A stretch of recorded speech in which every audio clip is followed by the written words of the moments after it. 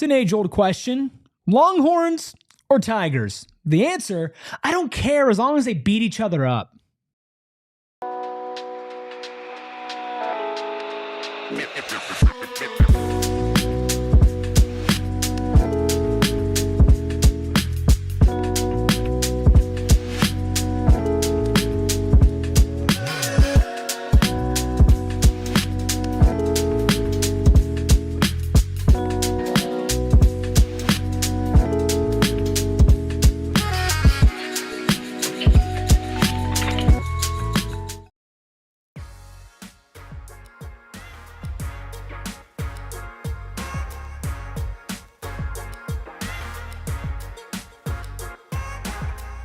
Happy Monday and welcome into the PHNX Sun Devils show, coming to you live from Studio K, presented by Circle K. Join Inner Circle for free by downloading that Circle K app today. Terms and conditions apply at participating locations. Visit CircleK.com for details. This show also brought to you by Neutral.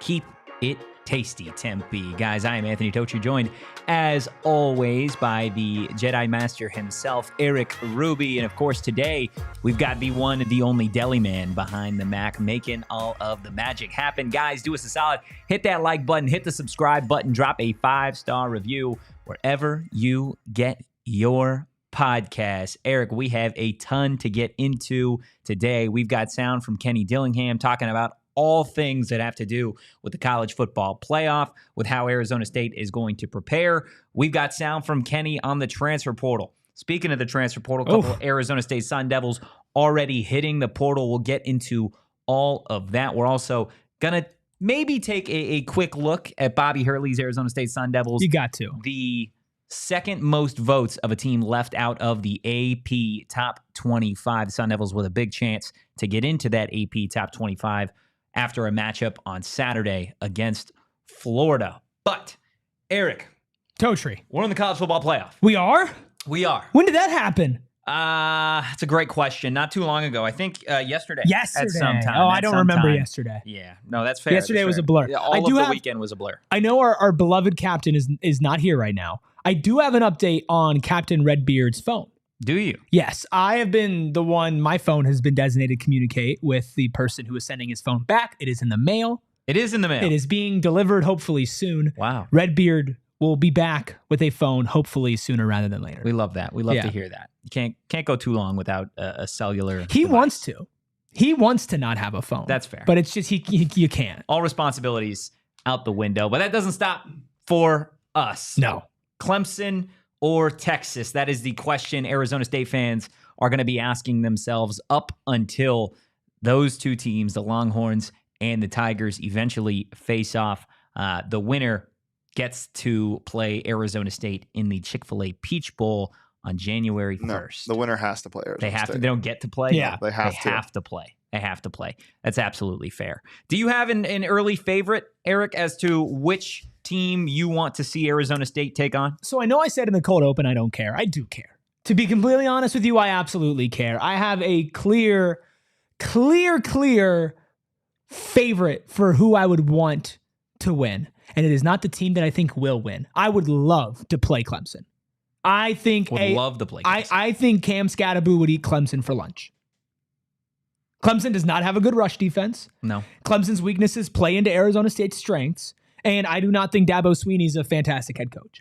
I think Kenny Dillingham would coach circles around Dabo Swinney. To me, it is very clear as far as who would be the easier opponent. However, that does not mean that I am scared. It's just what would be easier? I believe it would be Clemson. That's fair. David in the chat wants Texas. Short Bus wants Texas. Can we throw a poll in the chat for fans? So if you guys are in the chat, make sure you vote. We'll get that in there here in a second. Who do you want to see the Sun Devils take on? Clemson, ACC champion, or Texas, the runner-up in the SEC? What do you think? You know, I think there are a couple of... I see both sides. Sure. I see both sides to this. Regardless of who Arizona State plays, Kenny said it, they know that it's going to feel like a road game, and they know they're going to be the underdog, which Arizona State's been the underdog all season long. But if you're going just based off of the numbers, then Clemson is quote-unquote the easier matchup for Arizona State. Clemson, feels like you're building up to say that they're not the easier matchup. Well, though. look, Clemson offensively throughout ACC play, right? This is where they kind of stack up compared to the rest of the ACC. So offensively, they're averaging about 454 total yards a game. That is good for fourth in the ACC. They actually average more total yards offensively than Texas does. In terms of through the air, 274 pass yards. That is also fourth in the ACC. 180 yards on the ground a game. That is fifth in the ACC. And 35.5 points per game. That is the fourth most in an ACC conference that isn't really, it's not very top heavy. This is probably the worst conference of the Power Four, obviously the Big 12, the Big 10, and the SEC in those conversations. And then you flip over to Texas offensively, right? What do? Well, 445 total yards. That is good for fourth in the SEC. 281 yards through the air. That is also fourth in the SEC. 164 yards on the ground. That is ninth in the SEC. Mm-hmm. Not the greatest ground game.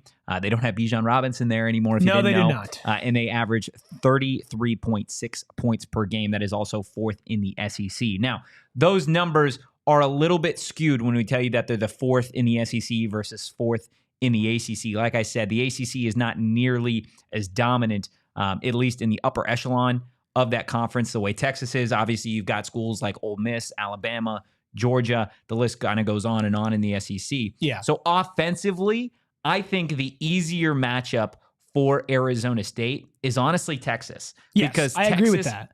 Offensively, they're a pretty one-dimensional team, right? You know, Quinn Ewers is one of the better quarterbacks in college football, or at least he was going into this season. So I think offensively, you know that they're a one-dimensional program. You know that they're a one-dimensional team. I'm not afraid of what Texas does on the ground. Now, Clemson, they're a little bit more of a balanced team, right? And Clemson, as of late, you could argue is the hotter team than Texas. Sneaking in by... it's tough because they played Georgia really close. I mean, like Texas played a good enough game to, if they won, it'd be like you are rightfully the SEC champions, right? Georgia just squeaked it out at the end, right? So yeah, Clemson's hotter. A walk-off field goal against SMU, I feel like isn't as impressive as, you know, the game that Texas played against Georgia. That's I think fair. Georgia's a much better team than SMU, and I think Texas is a better team than Clemson. I agree with everything that you're saying. I think that Texas is not a perfect team. Texas nobody is not, in college football is a perfect team right now. And that's also why, like, it doesn't matter. And we said this yesterday. Arizona State has a legitimate shot to win the national championship. There will not be a team that they face that is unbeatable. No, there isn't a team in college football left that is completely unbeatable. No. But again, you look at what these two teams, Clemson and Texas, where they're at right now. We'll get into the defensive numbers here in a little bit. But I think you should be, if you are any team in college football, and Clemson is going to get disrespected the same way Arizona State and SMU and some of these other schools are going to get disrespected. Why? Because they're not in the Big Ten and they're not in the SEC. But both of these schools, right, you could argue haven't necessarily played top-level talent all year long, right? Clemson, they started off the year getting absolutely hosed by Georgia. They lost 34-3. And they haven't really played anybody until November 30th when they lost by 3 to South Carolina. South Carolina, another team in the SEC that really rose the ranks over the last month and change of the season. They had, you know, I think as good of an argument as Ole Miss and Alabama to make the college football playoff. They didn't get in. And then you obviously have that win over SMU in the ACC championship off of a game-ending field goal. Yeah. So Clemson right now, they're riding high. Right, this is a team that, you know, they're playing with house money as much as Arizona State and some of these other teams are playing for. And sometimes that's a more dangerous team, right? Sometimes seeing a coach like Dabo Swinney, who I know you don't think is the greatest coach in college football, and I don't think he is in today's era because of recruiting, because of transfer portal stuff. Dabo Swinney is a good football coach. He's been a really good football coach in the past. He has brought Clemson up from the dirt and made this a program that Kenny Dillingham has said as recently as yesterday that Arizona State can be a Clemson, right? Sure. It can be a program that is constantly in the mix. So I think if we're going off of just coaching and offensively, I think Texas is a worse coach team. I think Texas has a, you know, I'm not going to say a worse offense, but it's not nearly as balanced as Clemson is. I don't think it's as dynamic. I think you can give Clemson the edge there offensively. I know that ACC, again, versus SEC is different, but also Texas's schedule, like you had mentioned, it's not fantastic. It's not like you're playing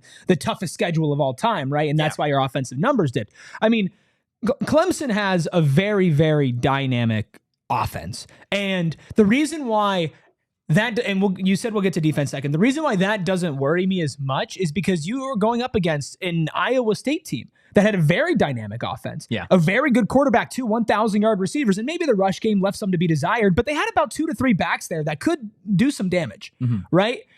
Arizona State had no trouble with Iowa State's offense. No. And besides the first possession where they marched down the field, Arizona State was able to control a dynamic offense. They controlled the game, right? Absolutely. But they've done that against every Big 12 offense. That's what I'm saying. To where it's it's not a matter of me trusting one side of the ball for Arizona State better. It's more of just if I'm looking at these two teams, when we get to the defense, there's a team with a clear edge, not just over Clemson, but almost over the entire country when it comes to defense. And that to me is what I'm more worried about than a dynamic offense. That's fair. Right? And the number one rush offense in the ACC is impressive. Right? I feel like in the trenches, I think Arizona State could be better, but I think they're doing good enough. And I think the secondary is good enough to kind of hold people in check. I'm not worried about Clemson's offense, but I'm much more worried in totality about the entire package that Texas brings because their offense is much closer to Clemson to what Clemson's defense is to Texas's defense. And that's where it breaks apart for me. Yeah, Texas's defense is one of the best in the country, if not the best. Defensively, they're only allowing 249 total yards a game. That is first in the SEC. 143 yards through the air. That is first in the SEC. 106 rush yards. That is fifth in the SEC. And 12.5 points per game. That is also first in the SEC. Versus Clemson, 364 total yards. That is ninth in the ACC. Again, a conference that doesn't really have any giants. 214 yards through the air. So they have a little bit more of a lockdown secondary than some of the other ACC teams. That is fifth in their conference. Now 150 rush yards per game. That is 14th in the ACC. That is almost the very bottom. And then they allow 22.3 points per game. That is fourth in the ACC. So those yards on the ground is what ASU fans are salivating over after seeing what Cam Skattebo has been able to do to just about every rush defense in the Big 12. And I mean, considering you're still going to be missing Jordan Tyson, I know that there are some people who are maybe trying to speculate that he's going to be back. I would be floored. Absolutely floored because Kenny was like, oh yeah, we'll see him next year. People are like, hey, January 1st. January 1st is next year. Doesn't work like that. Yeah, it's just, I'm sorry. It's just not going to happen. I love giving Kenny credit for being a total wizard and mind game aficionado. But if he was posturing 2 weeks in advance to a game that they may or may not have played on December 31st. Yeah.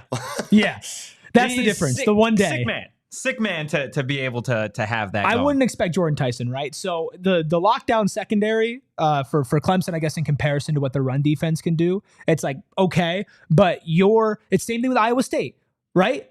What was the first thing that Arizona State did on offense? They exploited the 99th best rush defense in all of college football. And they did that to establish their entire game plan in order to open up their deep shots, right? Like they can get enough piecemealing their wide receiver room, and Sam Levitt's good enough to throw some really great balls. And I mean, Xavier Guillory, people talk about maybe the best catch of the season for ASU. One of, for sure. Malik McClain, Shimon Matire, Melquan Stovall. Like, you can get enough out of them to where you pick your moments against a good secondary. If you're going up against a lackluster rush defense, that sets up everything for your offense. You can get into motion. You can get into like your groove, and then you can dictate the game. For Texas, I'm not saying Cam Skattebo can't do it, but I'm saying it gets a lot harder to establish your rhythm, to get into your game when you're going against a defense that, strength of schedule aside, allowed under 13 points per game this season.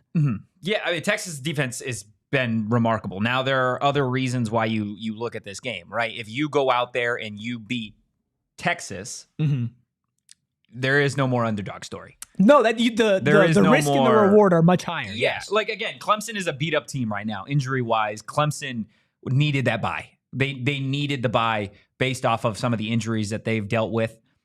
So they're going to be probably a shorthanded team going up against Texas on the road. The odds obviously point to Texas winning that football game, but we'll see. I think there are pros and cons to face either one of these teams. I think from a national perspective, trying to further the brand that is Arizona State, if you go into the Peach Bowl and you beat Texas to advance to the college football playoff semifinals, then you have set yourself up. There's no right? under the radar anymore. No, absolutely not. And that's the thing. We have people in our chat talking about like Cam Newton's like nobody wants to watch ASU. Yeah, playing Texas would be so much better for the brand, especially if you win. Right. Yeah. And especially because you're trying to dominate Texas. You just won a Big 12 championship in Texas recruiting wise. And if you could play Texas, a lot more Texan eyes are going to be on you. Yeah. The reward is much greater because the risk is much higher. Yeah. Right. And again, I think ASU could beat both. Right. So it's not like it's a death sentence if Texas walks through that door. But I'm looking at what is the quote unquote easiest path to winning a national championship. Texas is not in that conversation for me. We had another question, and maybe we can hit this before we go to break. I'm curious your thoughts. What Big 12 team would you compare to Clemson? Honestly, Iowa State, I think, is a pretty good comparison. Good secondary, poor rush defense, dynamic offense. I feel like it's actually a pretty decent comparison. Good quarterbacks, like, except for Clemson has an older quarterback. Mm-hmm. Iowa State has a younger one, but well-coached teams. I still think Kenny's better, and I think Matt Campbell is very good. That's a good question. I think I would roll with Iowa State. I don't know. Maybe that's recency bias, though. I'd be curious your guys' thoughts. What do you got, Deli Man? You got a comp for Clemson in the Big 12? No.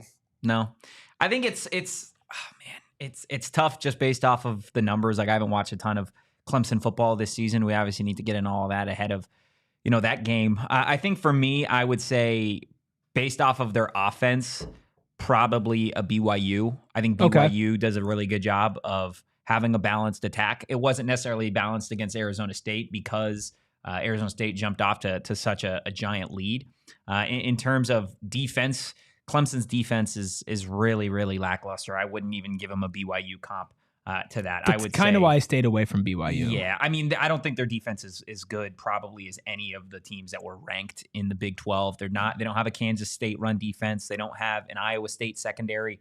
Their defense is really why this team hasn't been able to compete for the majority of the year in the upper echelon of the ACC. There's a reason why SMU and Miami really were the teams to beat all year long in that conference. Offensively, I would say more BYU. Defensively, again, I mean, we're talking about a pretty bad team. Maybe Kansas. Williams at that says point. Baylor, streaky on both sides, not a very high-scoring team. I could hear it.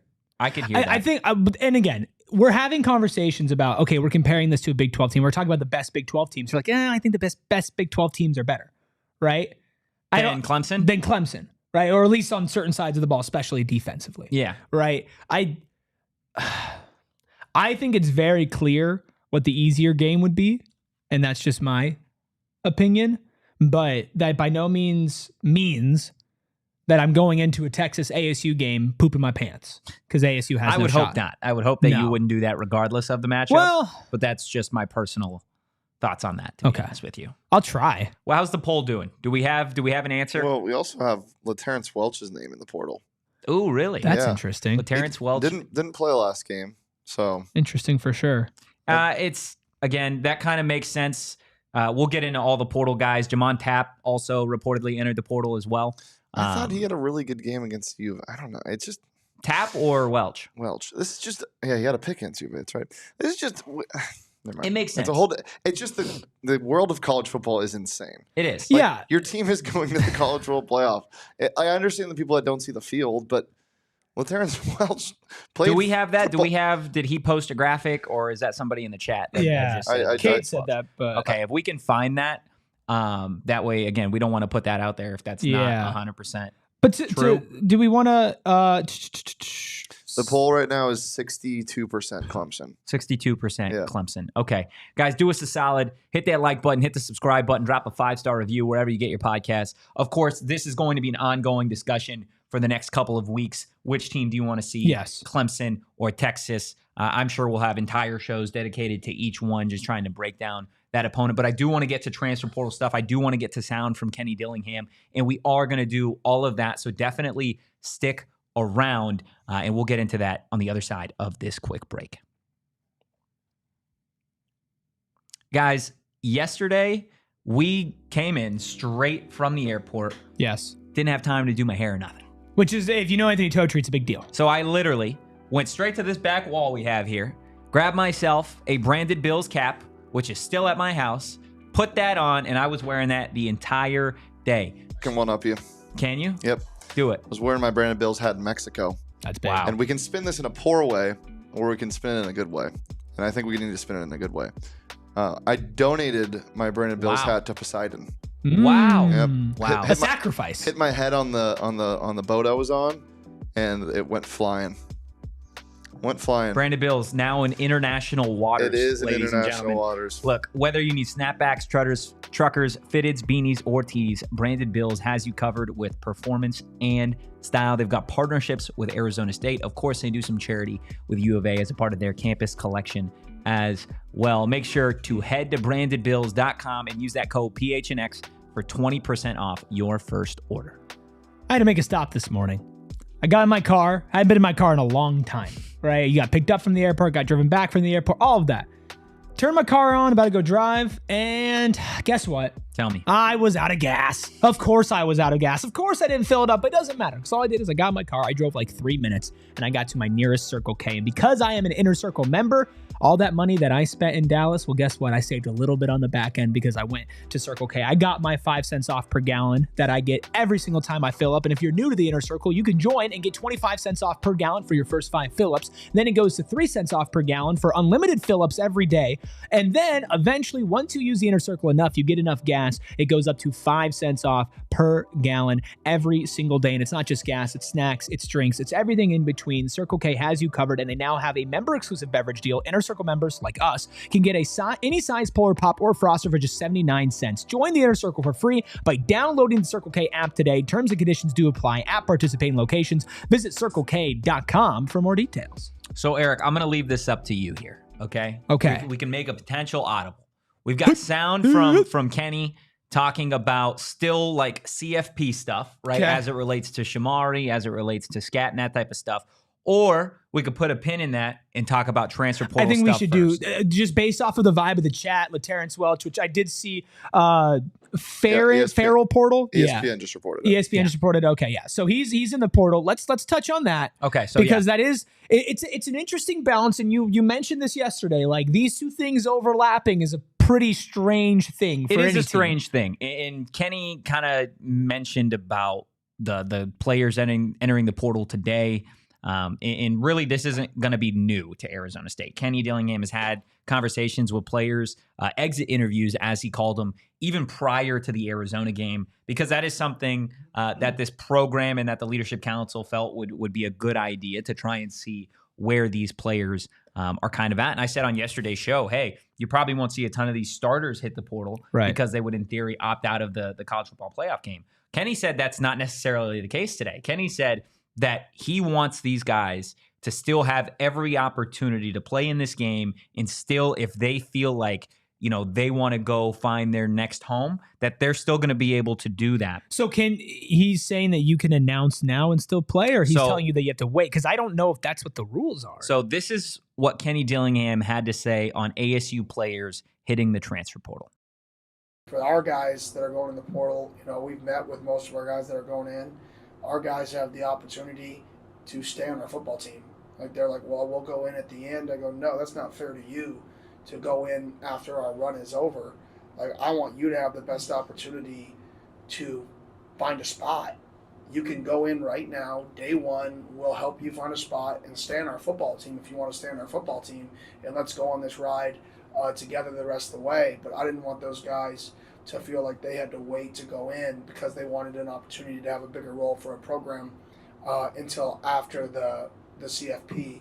I think that would have hurt their chances. So I made it very clear to the guys that you can stay on the team as long as you do what you're supposed to do, just like you're on the team. Go to meetings, show up, be 5 minutes early, check in, weigh in, go to workouts. Even if you go in the portal here, that doesn't affect me at all. That's just us being on the same page, trying to help you achieve what you want to achieve in your career. So we will have some people going in that choose to stay a part of this team, and it fires me up that we have the relationship between the kids and the team, that they want that they want these guys to stay a part of it. And then we'll have some guys on the team that are like, you know what, I'm going to go and I'm going to take midweek visits, and I got to be a little bit more aggressive finding a spot, and that's fine too. And either way, it's what's best for these guys. Breaking news to anybody who's not been paying attention, Kenny Dillingham gets it.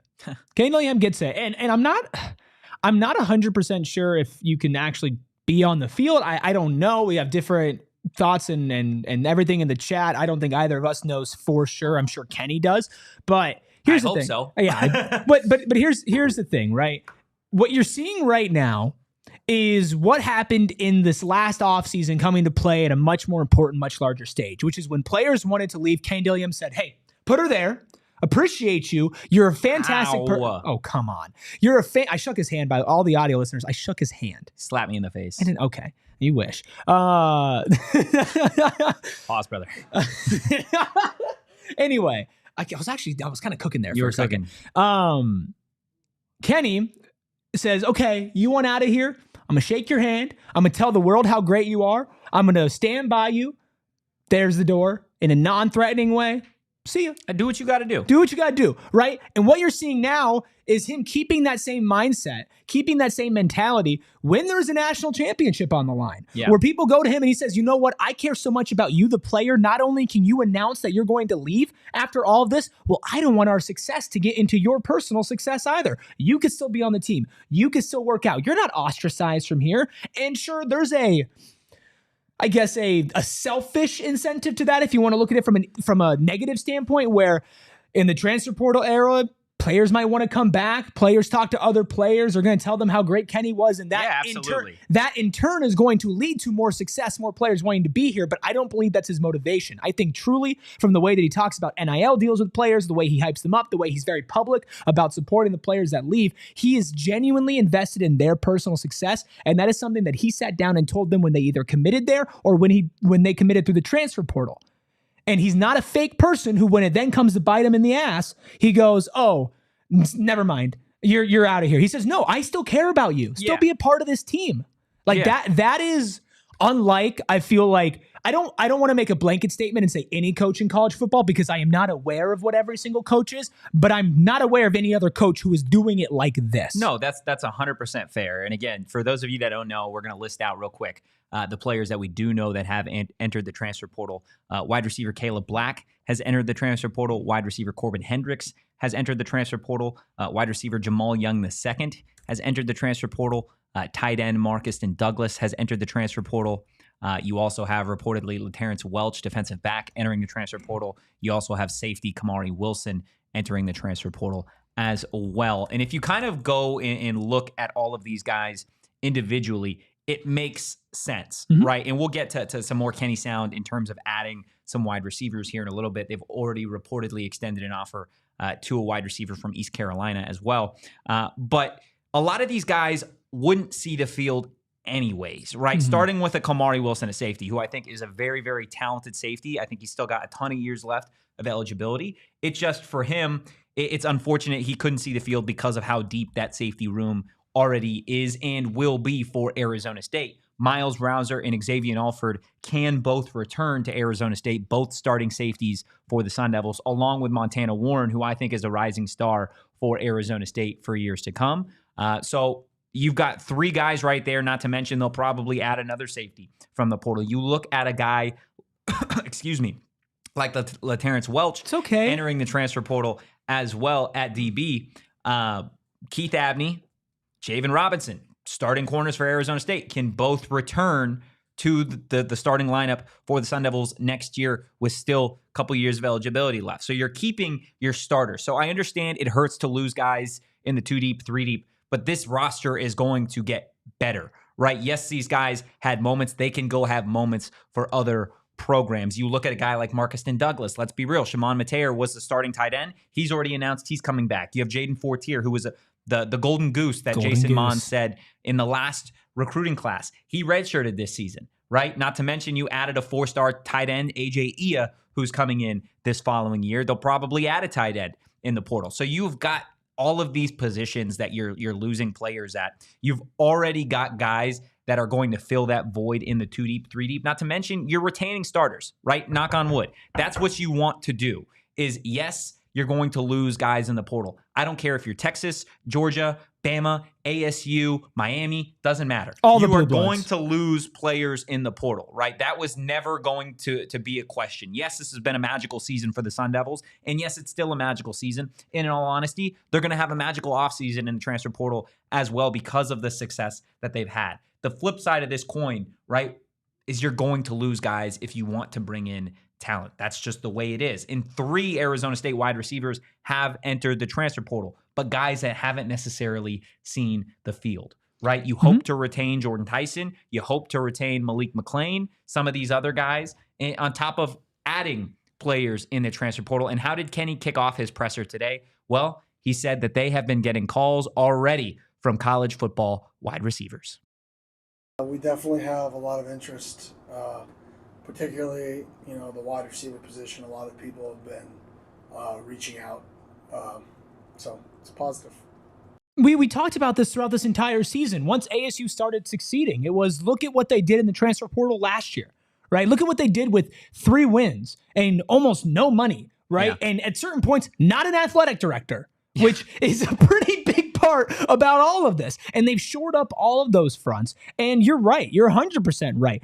This team will be a more talented, better roster next season, right? I don't know exactly what's going to happen with said roster, but on paper, they're going to be a better team. And every single player that is leaving for or announcing the transfer portal can come back. You can enter the you don't see it often. You can enter the transfer portal. You can come back, and I think that is something to where, if you're really upset about something, you can hold on to it. But the reality is, for every body that's going out, it's more likely than not you're going to be replacing them with a more talented on paper player, right? And I don't want to discredit these players. I'm sure they'll find a home. Most of them had really good moments. Yeah, right? and they've played parts in this team, and that's fantastic. But you're right. This is not the Sam Levitts of the world entering the transfer portal. Like, we don't think he's going to leave. He's donating all of his NIL to the Sun Angel Collective. Like, all his merch. Yeah. To the Sun Angel Collective. You have a player like Jordan Tyson, who you're hoping sticks around as well. So many people, a few that you already mentioned, who have committed to return. I think, you're still going to see a lot of players enter, and football's different because the rosters are so large as well, where 1 or 2 basketball players enter the portal. It's like, it's different. That's a big deal, right? Yeah. 9 to 12 football players is like not the biggest deal in the world, as long as they're not the 9 to 12 ones that are playing a massively important role. And I have faith in the staff. I have faith in their eyes. And what Kenny said, it makes it easier when people are reaching out to you instead of vice versa. But I know that they've probably expected this. Yeah, I'm sure that they've had coaches and assistants and analysts who have been working on this. And I'm very excited about this recruiting class too. You mentioned AJE, and I just got brought back to 7 months ago when we're just in the middle of the offseason ripping high school tape. And I'm like, yeah, that kid's going to be good. And there's probably a player in that class. There's a player who hasn't even entered the transfer portal yet, who ASU is going to snag. And we're going to be like, wow, that's a really big deal. So I wish everybody the best. I have no ill will or any feelings towards them, but I feel good. It's okay. And you should. If you're an Arizona State fan, again, you're going to see some more names probably hit the portal. You obviously hope that it's not 2 deep, 3 deep guys. But if that is the case, this is not an overhaul. This is going to be a reload. These are not my words. This is Kenny Dillingham, just in terms of the self-scouting period that Arizona State is going to be going on and really the team's transfer portal goals. This is a self-scout period. We're, talking to our own guys, watching players. We're going to bring in a few guys in the portal, not a lot. Maybe as of right now, 9, 8, 9. It could change. We're not trying to. We have our roster that we want for the future. We just want to add a few pieces because we are losing some seniors and are going to have some kids in the portal. So we want to add a few pieces to it. But this is not an overhaul. This is a, fill some gaps. So those are things we're doing. It's self-scout. Worry about us because we don't know our opponents. So let's really dive into that, like a bye week, and then really make sure that the guys that we are, going to bring up and visit from the portal are wired the way we want them wired, and they're, positive, good energy, good person, love football, want to be here for the right reasons, and they can play really well. Said obviously that this team is going to try and add a wide receiver or 2, probably looking at an offensive lineman, fill some other positions of need to try and really balance this roster out. Again, assuming you don't lose any star talent on this team. But this isn't an overhaul, right? This isn't the last 2 off seasons at Arizona State where it was 30, 40 portal guys and high schoolers coming to this roster to try and really boost where this program's at. You want to retain the guys that have got you to this point, and you want to fill some gaps to really the seniors, right? You want to fill gaps left by an Xavier Guillory who is going to be out of eligibility. You want to fill that running back position. They're going to probably add a running back, Kenny Dillingham said, to try and fill the void left by Cam Skattebo when he is out of eligibility and obviously goes to the league. Leaf Fautanu is out of eligibility after this season. So there are a couple guys on the roster already that you would like to see develop after this entire season and hopefully be promoted to some of those starting spots. But if guys aren't ready,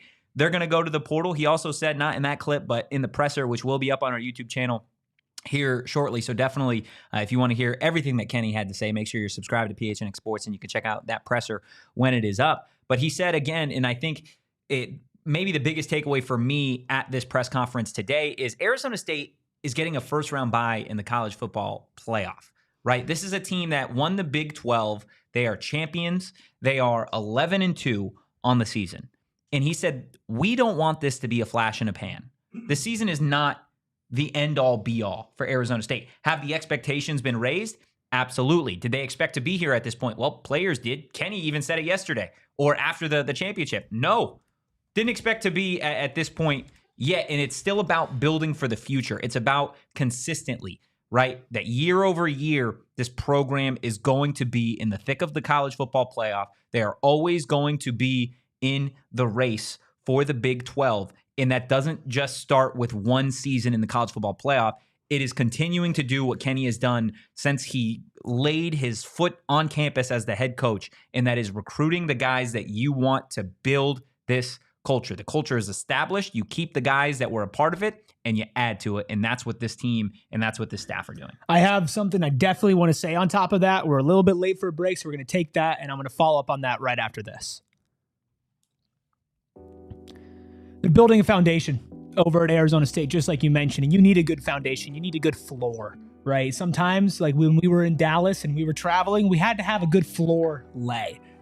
And there's no better floor to lay on than Empire today, because Empire, they do it right. They do it easy, quick, and convenient, and they do it in the way that makes your life better. Not just because they're going to go in here and guarantee the lowest price. In fact, they're not going to do that. But you want to know the reason why they're not going to guarantee you the lowest price? It's because anybody who does that in this business, putting stuff in your home, renovations, remodeling, flooring, they're putting something of the lowest quality there. And you do not want the lowest quality floors because it will catch up with you. You also do not want to pick flooring that doesn't match. You don't want to pick flooring that doesn't fit. And that's why you have a virtual floor visualizer that you can hold up your phone in your home and see what exactly it would look like in there. Plus, they can get in-home estimates. Boom, super easy. Somebody in your home telling you exactly what it's going to be, the process, how long it's going to take, and what would work for you. The reality is you don't want to make this decision and make it the wrong one. And while maybe, just maybe, they're not going to give you the lowest prices, they are going to get you some money off just for listening to this show. Schedule a free in-home estimate today. All listeners of PHNX Sun Devils can receive a $350 off discount when they use promo code PHNX. Some restrictions apply. See EmpireToday.com/PHNX for details. Now, I know there's a lot of Arizona State fans that were bummed to see that the Sun Devils wouldn't be playing in the Fiesta Bowl, but I'll tell you what, the Fiesta Bowl is still going to be one hell of a ball game. You're going to have Ashton, Jeanty, and Boise State. They'll face the winner of Penn State and SMU. So go get your hands on those tickets, guys. The Furbo Fiesta Bowl is going to host the first playoff quarterfinal in history. That means the road to the College Football National Championship goes through them on December 31st at 5:30 p.m. Don't miss the epic pregame Fan Fest block party featuring live entertainment, fun games, food, beverages, and so much more. Then witness college football history, all while securing priority for future college football playoff games. Join them for the first ever college football playoff quarterfinal at the Verbo Fiesta Bowl. Buy your tickets, reserved parking, and premium experiences at fiestabowl.org/tickets. And of course, the Viva Fiesta. I cannot wait to see Boise State get stomped. I'm rooting for it, man. They're going to have the winner of Penn State and SMU. So they're going to have Penn State. You can't. Come on, man. You can't write off SMU, man. Drew Aller can also just have bad games. And James Franklin is not the best coach it. in college football.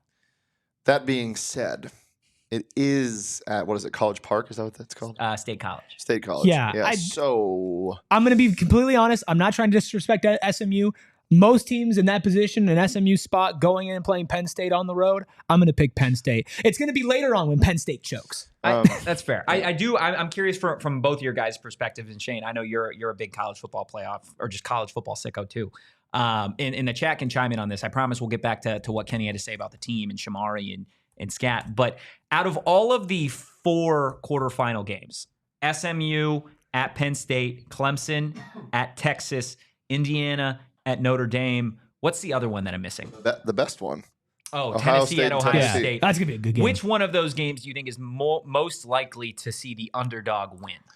Ohio State and Tennessee, probably. You think Tennessee over Ohio State? Yeah. That's 8-9 also, right? That also screams Ryan Day alert. Ryan Day, big game. Yeah. Which we discussed yesterday. He's gone if he loses that game. 100%. Yeah. You would think. I mean, I feel like I've said 100% after so many big premier losses with him.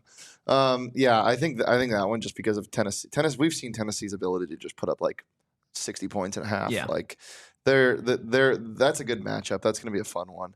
But I wouldn't be completely shocked if everybody or if anybody won.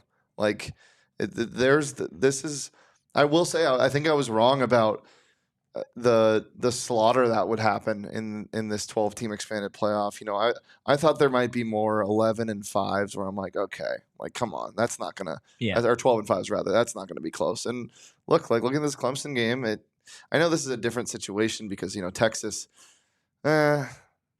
about what I expected. Yeah, I think Texas will probably beat them, but I think Clemson has a chance. Clemson has a chance, and that's more than I thought I would say. Now that if we're talking about reseeding, and if Clemson were to win and play Georgia, I know that's not what happens this year, but I'm sure they might do that in the future. Then you might be talking about something gross. But I'm surprised on how good the matchups are, so I wouldn't be completely shocked if anybody won. Before we get too far away from what you were saying, I want to mention one more thing with 2 more things. Well, one, talking about LaTerrence Welch, short bus passed us along in the chat, one of our diehards. According to Chris Cartman of Sun Devil Source, LaTerrence Welch was dismissed from ASU's team for a rules violation after the Arizona game. He did not practice with the Sun Devils last week or travel to the Big 12 championship. He is in the portal. So that's why. And then the one last thing about losing players and filling holes. Over this past offseason, you saw ASU's development team do really well, even with their best players like Scat and making them better. Everybody who's coming back to return, you can't say across the board they're going to all be better, but I would put my money that there are 1 or 2 players on this roster right now that nobody's thinking of that's going to stick around, and they're going to play a pretty big role in next year's team. So I'm also confident in their internal development for some of the players that aren't playing right now, but are going to stick around for next year. Give me one player you're excited to see next year. Oh, next year. I mean, okay, if you want me to go like basic. No. I don't want you to go basic. I want you to go into the bag a little bit. Give me somebody on this roster that hasn't necessarily had the biggest year in the world. Give me Jason Brown. Jason Brown, huh? Give me Jason Brown. Okay. The freshman running back? Yes. Okay. I'm here for it. I'm interested to see how this running back room kind of fiddles out. I'm going to go Eusebio. I'm going to go Derek Eusebio. That'd be fun. The wide receiver. I think that'd be fun. I think he's going to be a weapon. I think he fits the mold of what Marcus Arroyo and Kenny like to do pre-snap. I know he's not the biggest wide receiver in the world. He's quick. I think with losing Melquan Stovall, if you don't necessarily get a guy that fits that mold, I think Eusebio would be a really, really fun slot guy. Sticking the wide receiver room, Malik McClain, he's back. Yeah. That would be really fun, big body guy. I don't think he's going to be like your primary target, obviously, especially if you have Jordan Tyson, if you bring somebody else in, but he's going to be a fun, like, throw it downfield once or twice a game and see what happens kind of guy. Malik's there somewhere. More basic one, Keith Abney. I think Keith Abney's going to be the best player on the defense next year. Yeah. Cole, if he comes back, that would be fun to see Cole play. But my real answer is Miles Rouser. Yeah. Because you get another year of experience under his belt. He already talked about how excited he was to come back on the Headspace show 2 weeks ago with Colt Martin. But man, that kid, I don't remember a guy he reminds me a lot of Quandre Diggs. Like he just doesn't care about his body and will throw it at anybody. Yeah. I think the only thing that is really missing from him sometimes is the discipline to just not do that. When the whistle blows, the play's over. Well, no, not that. Not But no, I know what you're saying. I know what you're saying. That stuff I don't care about. Do whatever you want. It's college football. You're 20 years old. That doesn't really Sign matter a to me. football after a year. As long as you don't do anything crazy dumb, it's fine. What more I'm saying is not going all out on it and missing an angle because you want to kill somebody. You want to rip somebody's head off. That's the only thing I think is missing from his game, and that's something you fix really fast in a Brian Ward system. I think he can be one of the best players on this defense next year. I think he will be. And to your point about the after the snap stuff, I mean, there are some things that he did this season. You're like, oh, he just needs to be a little bit more mature. And you know what? Guess what? Time does that, right? Yeah. So I think that's a great call. Keyshawn Elliott, also a fantastic call. There's going to be a lot of returning players that are going to get better, and that includes the ones who are at the top. Sam Levitt will be better going into next season. Jordan Tyson's going to attack his rehab. Sam Levitt is going to be a Heisman candidate. Yeah, and we're standing on that. I think Sam Levitt at the end of next season is going to be top 7 to 5 in Heisman. Yeah, I think he's already a top 10 quarterback in college football right now. But guys that one guy that you're not going to get back next season that you hope you get in the entirety of the first Arizona State college football playoff game is Shamari Simmons. He was tossed late in that Iowa State game because of a targeting call that did get reviewed. It wasn't initially called targeting, but they reviewed it. So he did get tossed from that.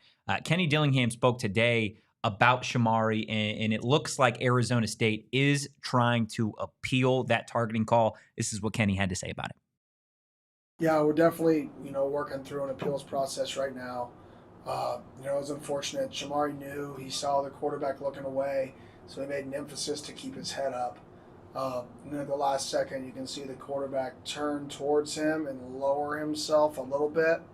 And that little bit of the turning and the lowering is what actually created the contact with the neck area, which when you're defenseless, you can't make contact with the head or neck area. So it's very bang-bang from a targeting call. There's numerous reasons why it's bang bang, so we definitely appealed it. He's such a great kid. This is about the kids, and it'd be unfortunate if a guy who's put in all the work he's had, who his senior year, who tried to do the right thing, he kept his eyes up, loses half of a game. That is something that he'll remember for the rest of his life, that he's worked his entire life for. It'd be upsetting. It wasn't malicious. He wasn't doing anything violent other than just trying to play the game with his eyes up. And for that to take something away from him that he should be able to embrace and cherish would be really disappointing for the kid when the whole mission of college athletics is for these guys. I hope something will happen there. I totally understand what he's saying, especially when you see a player like Shamari who has laid similar legal hits throughout this season. He's not the type of player who would be hunting like that. Unfortunate situation. I don't know what to expect, but I get it. I get why they're appealing. Before we move on, did you guys touch on it yesterday? Do you think it was targeting or not? No, we haven't really touched on it. I don't think it was targeting based off of the slow-mo. What in the moment I thought it was. Well, what stinks, I think it's the rule is the problem. I think by the rule it is. Led with his... But he didn't. He kept his head up. But it doesn't matter about that. It's helmet-to-helmet contact. Yeah. That's the rule. But the only reason, and that's, I think, again, part of this appeal process is Rocco is technically the one who, in that split second, saw Shamari coming and went down to almost brace for the hit. And that is what ultimately kind of instigated that. Yeah, the only thing that gives me pause is the first thing that was contacted of Shamari's body was his face mask. Yeah. And so it doesn't really matter.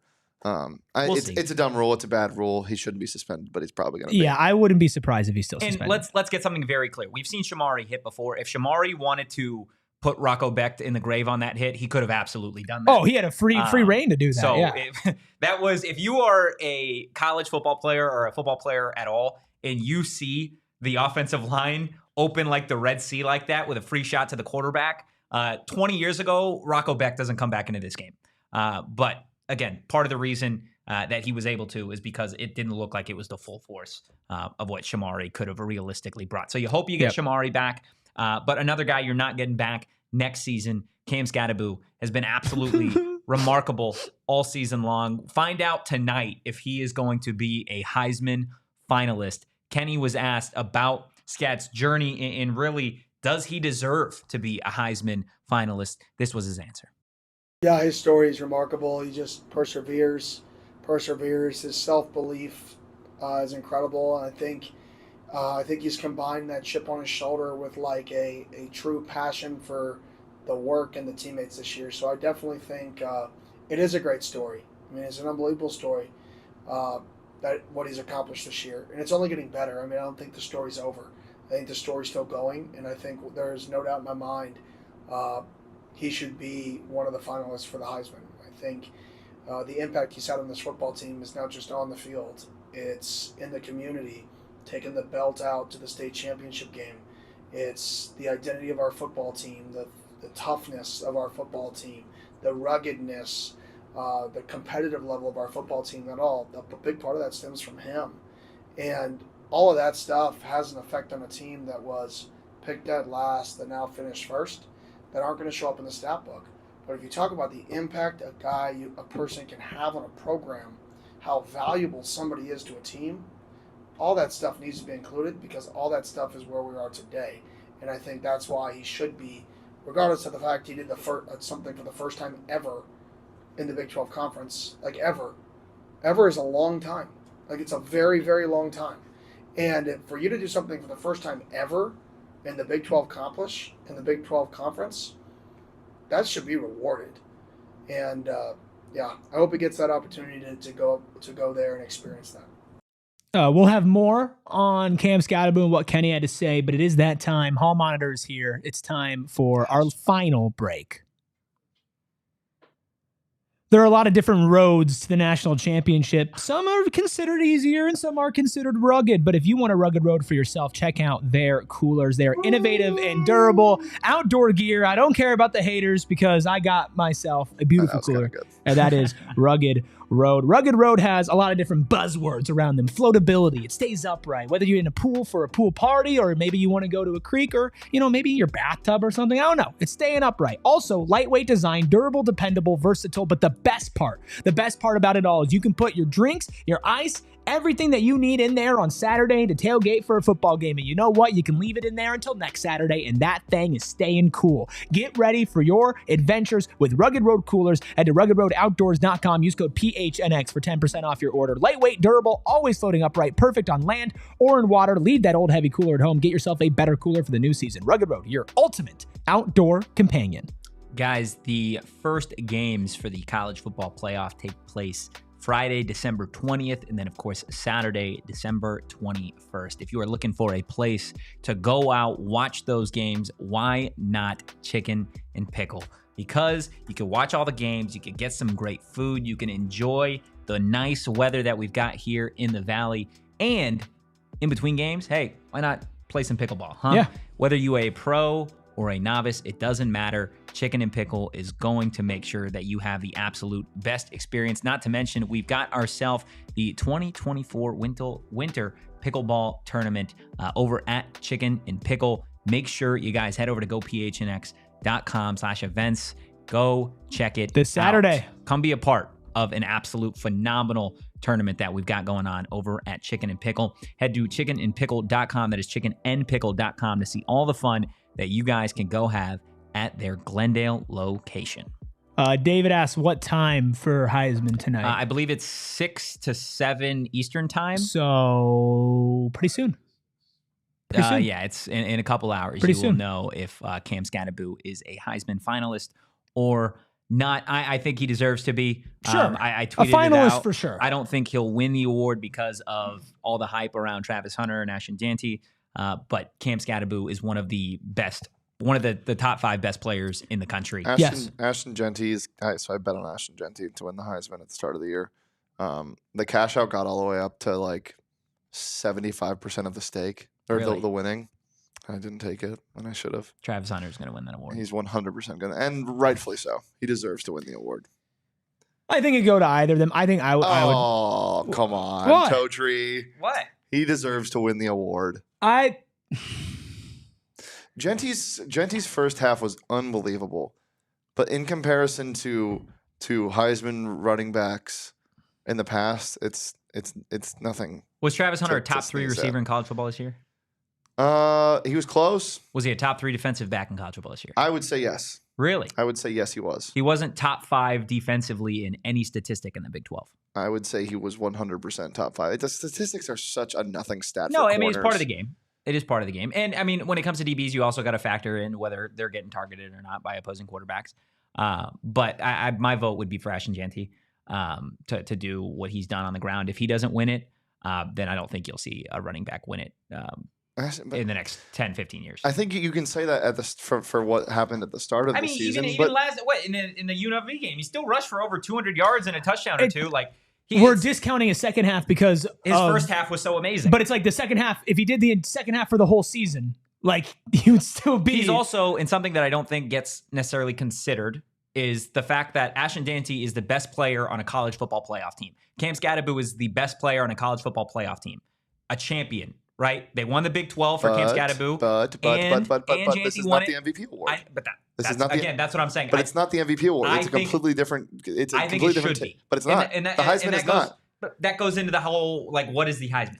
Right? That goes into that entire MVP conversation. award. It should be. No, it should be. It should go to the best player. Do you want to switch? I'll go back there. You can. What is the Heisman? We've argued about this. No, that's what I'm saying. I want to let y'all cook. What is the Heisman? Is the best player in college football? Travis Hunter is the best player in college football. I disagree. Point blank. Period. But that is just me.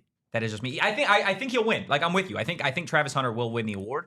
But I think the biggest argument against Ashton is what SB said in the chat, which is the strength of schedule stuff. But obviously, it's like they're respecting it for Boise State, the team.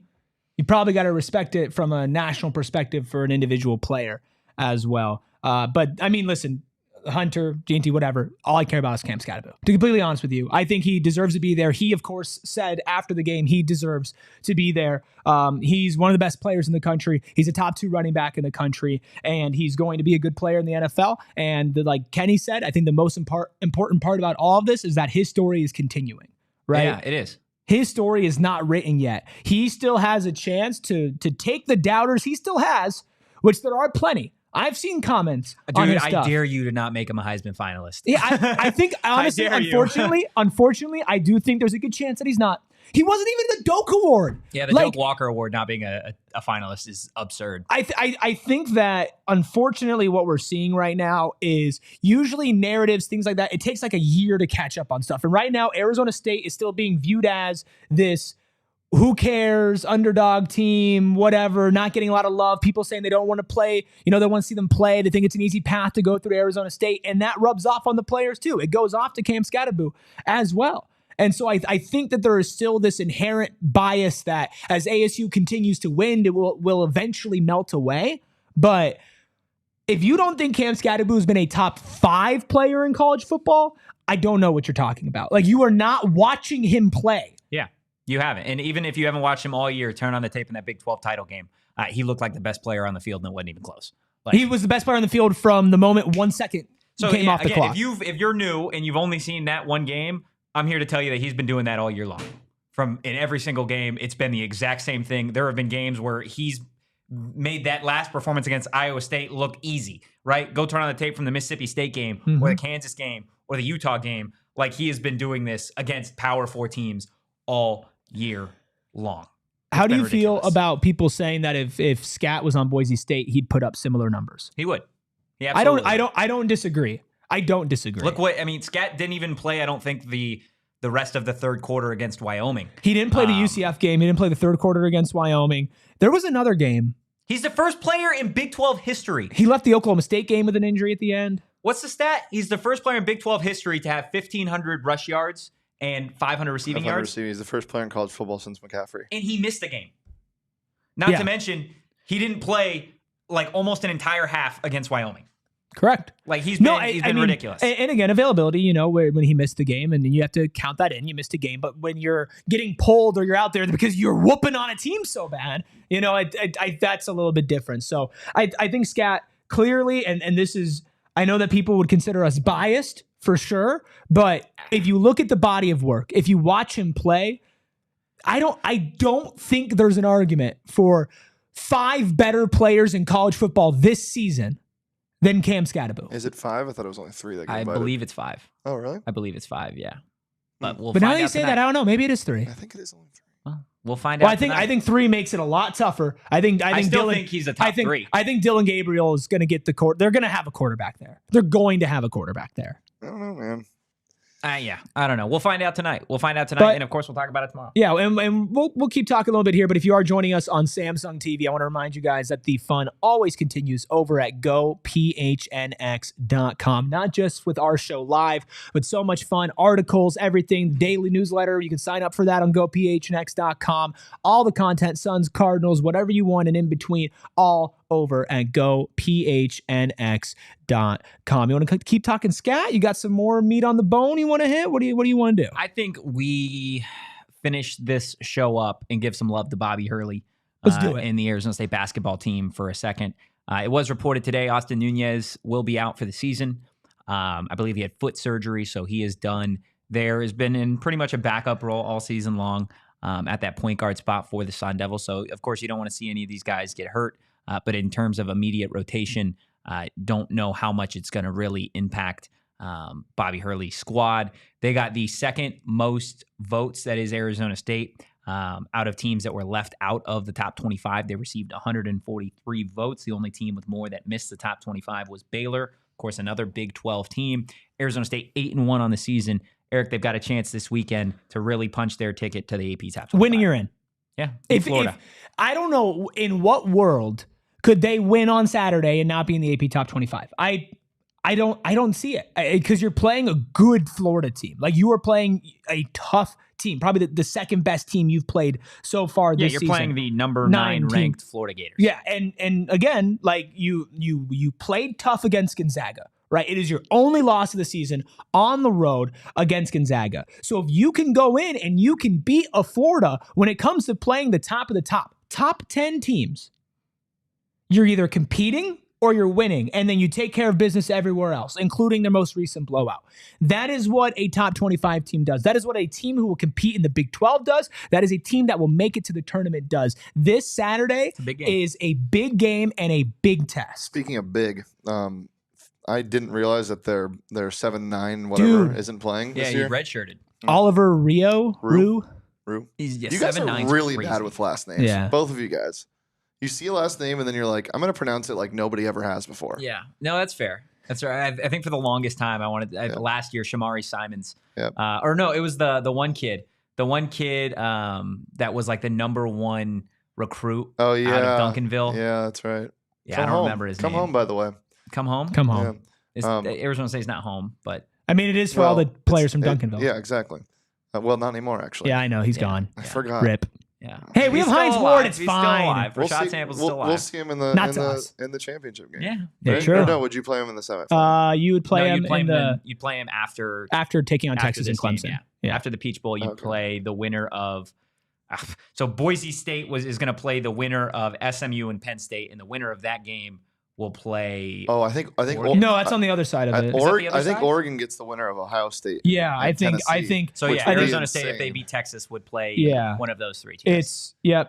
So Tennessee, Ohio State goes to Oregon, Clemson, Texas, Arizona State, and then the winner of those games will play each other with a spot to go to the Natty. Speaking of last names, Jeanty, guys. Ashton Jeanty. Not the thing you put on. Second best running back in college football. Thank you, Shane Diefenbach. The Deli Man. Woo! Guys, that is going to do it for today's episode of the PHNX Sun Devil Show. Hit that like button, hit the subscribe button, drop a 5-star review if you still haven't. We appreciate everybody. Also, if you want to become a diehard, head over to gophnx.com today. Click that little diehard tab. It's going to tell you everything you unlock when you become a PHNX diehard. So many new diehards over the last couple of weeks. Well, things that you're going to unlock, you're going to get access to that diehard Discord. You are going to get a free t-shirt or hat every single year. You're going to get exclusive diehard only content. And that doesn't just apply to ASU. That applies to the Suns, the Cardinals, the Diamondbacks, and all of the rest of our beats that we have here at PHNX. So definitely go sign up to become a PHNX diehard. And if you enjoyed the content, give the show a follow at PHNX_Sun Devils. You can follow me at Anthony_Totri. You can follow this guy right here, Erik Rubis at Erik Ruby. That is Erik with a K. You can follow the Deli Man at Shane Deef. Just, keeping my boys accountable as always. And we will see you guys some point during the week. We don't know when, but Stay locked in on social to find out. Woo! As always, go Devils. Peace. We all silly like the mayor.